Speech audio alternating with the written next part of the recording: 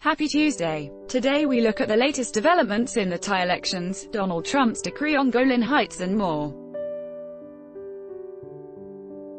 Election confusion with preliminary results inconclusive and growing allegations of cheating. Both the pro-junta party, Palang Pracharath, and the party aligned to fugitive former Prime Minister Thaksin Shinawatra, are now claiming victory. Fugitive claims the mandate on the basis of winning the most seats, while Palang Pracharath has a larger share of the popular vote. Neither has enough to claim outright victory. So, what's next? What will follow is weeks or even months of negotiations as the different parties negotiate to form an alliance that would amount to 376 members of the Thai parliament, 50% plus one of the 500-member lower house and the 250-member Senate. As Indochina Bureau Chief Tan Hui reports, a lot of attention will be paid to the potential kingmakers, smaller parties with that could align to one of the big players. Of particular interest will be the third biggest party, Future Forward Party, and the Bhumiathai Party, a party that secured 39 seats on a marijuana liberalization platform. We also have to look out for disqualifications or party hopping between now and when official results are expected in May. Let's just say it is going to be messy.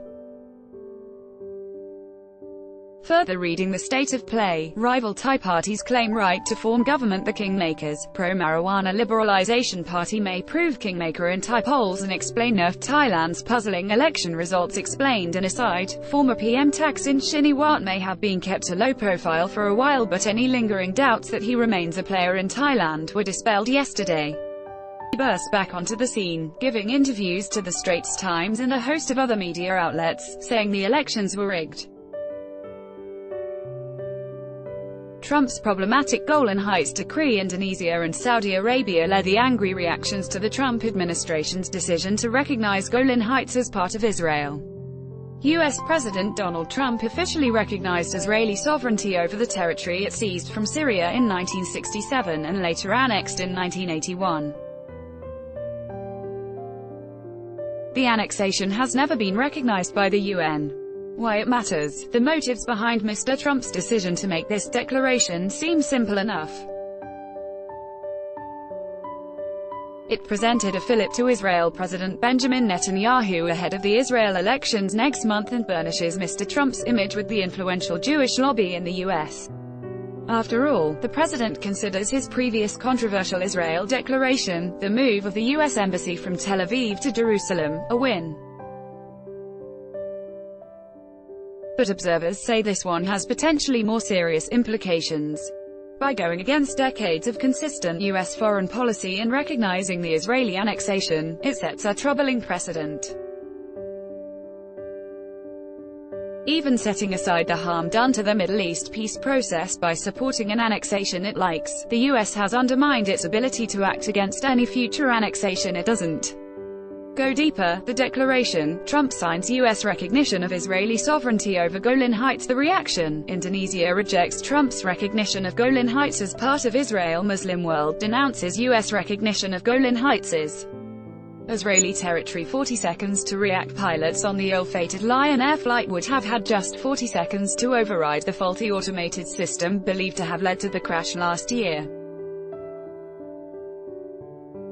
That was the finding of flight simulations that attempted to recreate the situation. Investigators suspect occurred when the plane went down.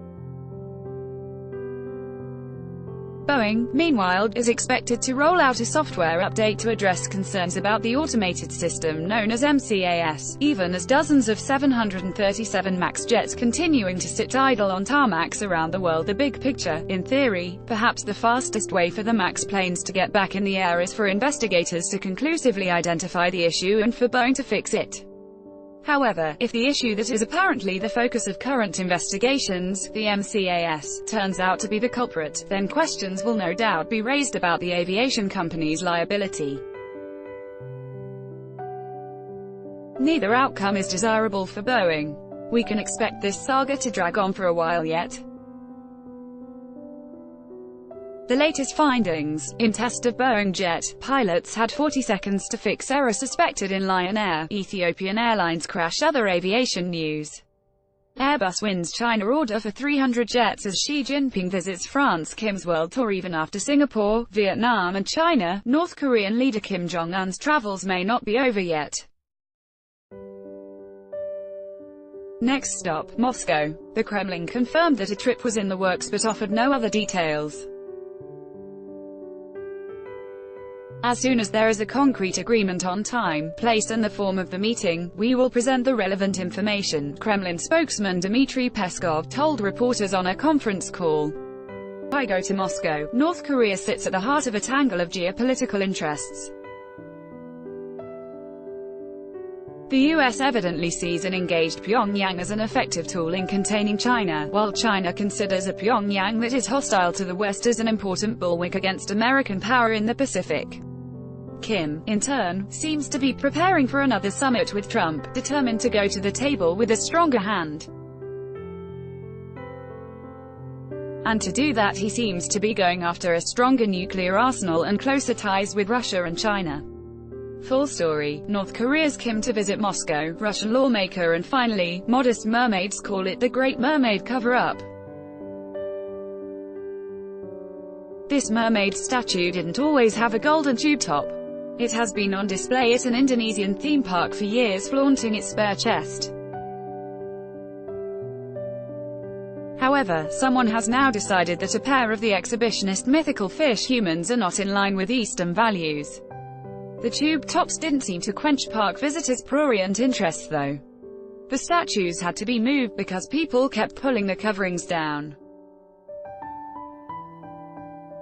Anti-clickbait courtesy announcement. The article does not include photos of the uncovered statues. Other developments. British Parliament passed an amendment giving itself the power to vote on alternatives to the government's Brexit plan. Its attempt to take control of the process came as Theresa May prepared for a last-ditch effort to persuade lawmakers to support her withdrawal plan, which has already been rejected twice by huge margins. Party Keadilan Rakyat. President Anwar Ibrahim has said his daughter's recent criticism of the Mahathir Mohamad administration was aimed not just at the Prime Minister but also at other leaders from Malaysia's ruling Pakatan Harapan coalition. A court in Pakistan today ordered the government to take custody of two Hindu sisters allegedly kidnapped and forced to convert to Islam, police said, a case that triggered a quarrel with Hindu-majority neighbour India.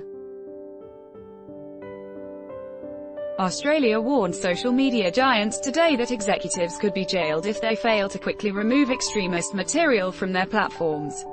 That's it for today. If you enjoy Asian Insider, do us a favor and recommend it to your friends. The newsletter is free and subscribing is as easy and entering an email address here, https://www.straitstimes.com/newsletter-sign up. Thanks and see you tomorrow, Jeremy.